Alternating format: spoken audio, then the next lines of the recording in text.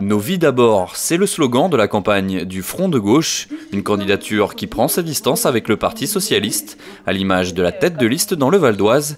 Julie Morel est représentante syndicale chez Air France à Roissy, et dans le conflit social que connaît l'entreprise, elle se place clairement aux côtés des salariés en difficulté. Ils sont quand même menacés de licenciement, mais aussi de 15 000 € d'amende et de 5 ans d'emprisonnement.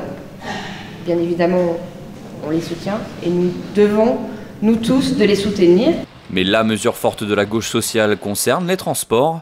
Après le pass Navigo à tarif unique, le Front de gauche souhaite aller plus loin. Il propose la gratuité des transports pour les jeunes et les chômeurs.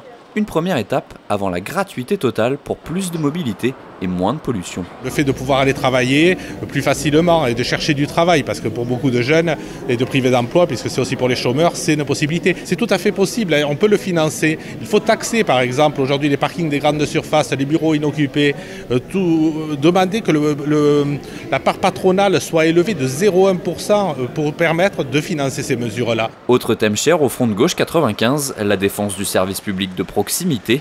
Dans le collimateur, les fermetures programmées du commissariat de Beson et de l'hôpital Adélaïde-Oval de Villiers-le-Bel.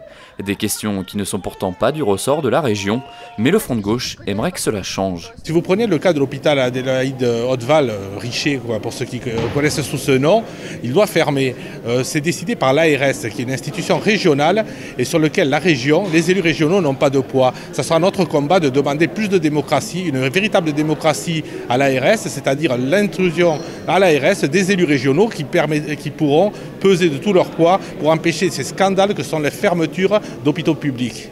Le Front de gauche nourrit de hautes ambitions pour les régionales. Il espère même réaliser le meilleur score de la gauche au premier tour pour donner du poids à sa sensibilité en attendant une éventuelle union des gauches au second tour.